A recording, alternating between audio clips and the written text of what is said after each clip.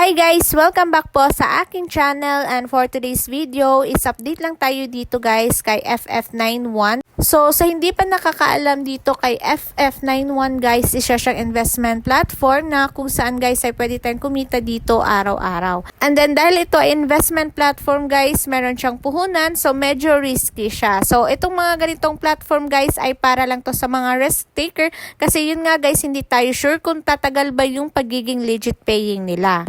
Kaya bago kayo mag-try sa mga ganitong platform guys, always draw and invest what you can afford to lose. Pero guys, itong platform na to is meron silang free 40 pesos para sa mga new register, and then meron silang free na 10 pesos guys kapag nag-daily sign in tayo dito. So ibig sabihin guys, pwede tayong kumita dito ng libre lang kasi meron silang libre dito na daily sign in.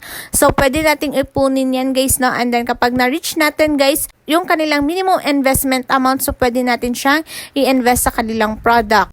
And then, pwede nyo guys ipunin yung na-earn nyo sa daily sign-in, and then kapag na-reach nyo guys yung kanilang minimum withdrawal amount, so pwede nyo siyang i-withdraw. And then, sa last video ko nga dito guys kay FF91 is nag-invest ako dito sa kanilang product guys. So, yung in-invest ko guys is itong investment amount nila na 400 pesos. Na yung daily income natin dito guys is 400 pesos. And then yun nga guys, sabi ko sa last video is itong daily income natin dito is nakalak.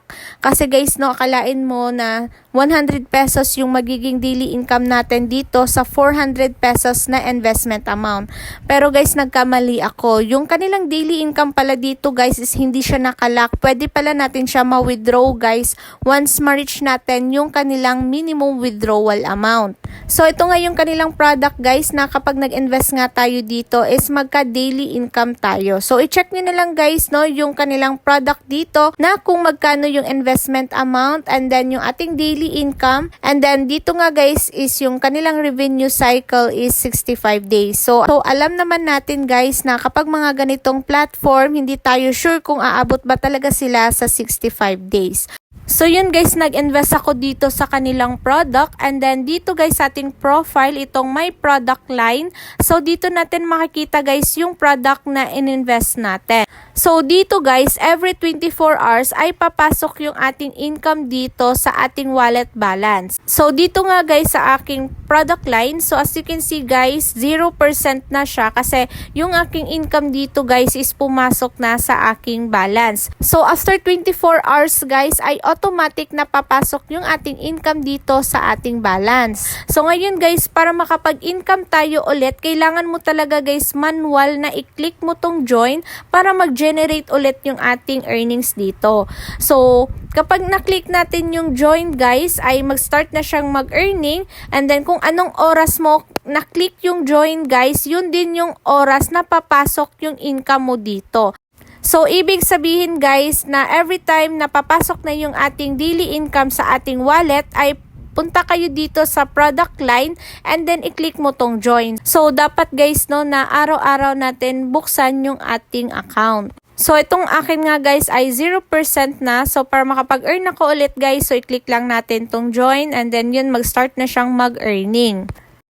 So ngayon guys, dito sa aking profile, so as you can see guys, meron akong balance dito na 350 pesos. So gusto ko lang ipakita sa inyo guys dito sa aking record na itong aking na-earn guys ay galing talaga to sa product na in-invest ko. And then isa pa lang yung aking invite guys na nag-invest dito. And then yung na-earn ko guys sa invite ko is 140 pesos. So, itong first level member guys na bonus na 140 pesos. So, ito yung commission ko guys, no? And then, itong headlamp product line guys, ito na yung aking daily income. Sign-in bonus 10 pesos.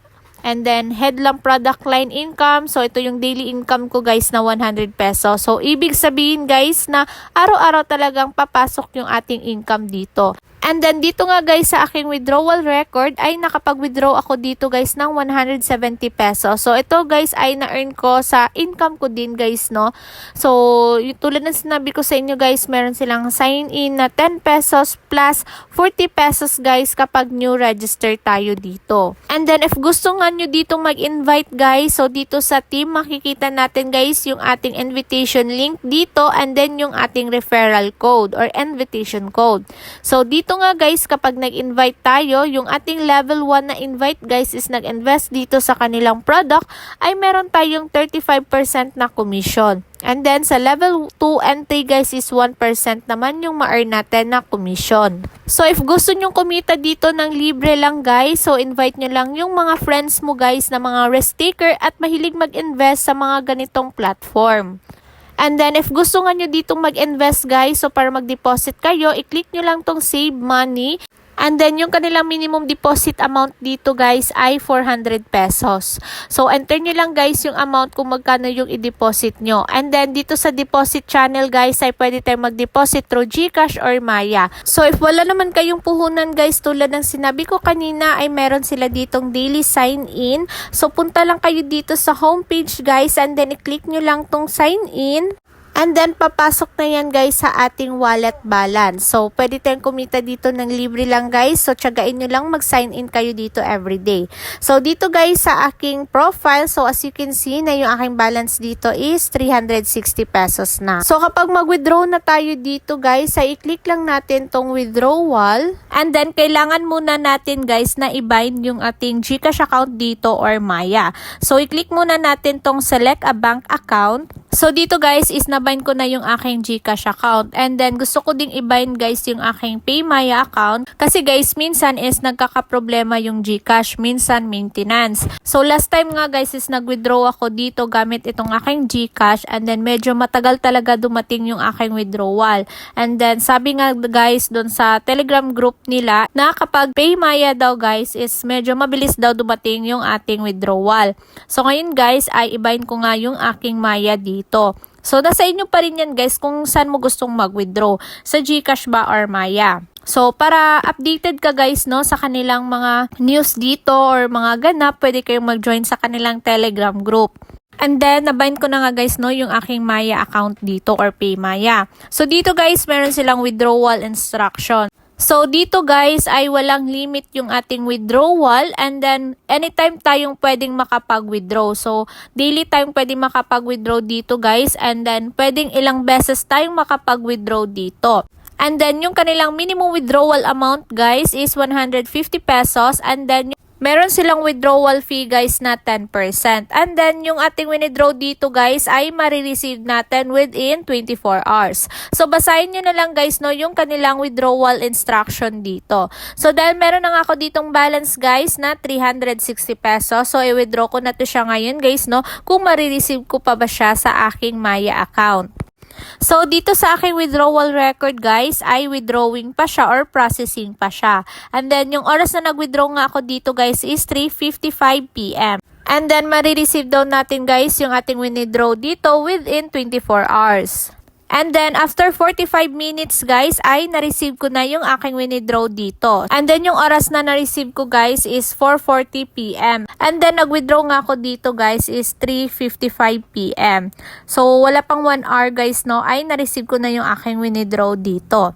So, ayun, guys, as of September 11, 3 PM, guys, ay nagbabayad pa tong platform na to. And then, yun, guys, nasa inyo pa rin yan if gusto nyong mag-try dito. So, hindi ko kayo pinipilit dito, guys, or hinihikayat na mag-invest din dito sa kanilang platform. So, tulad ng sinabi ko sa inyo guys, pwede tayong kumita dito ng libre lang kasi meron silang daily sign-in dito. So, tsagain nyo lang mag-sign in everyday guys, no? So, bago nga kayo dito mag-try guys, dapat ay risk taker kayo kasi hindi tayo sure kung tatagal ba yung pagiging legit paying nila.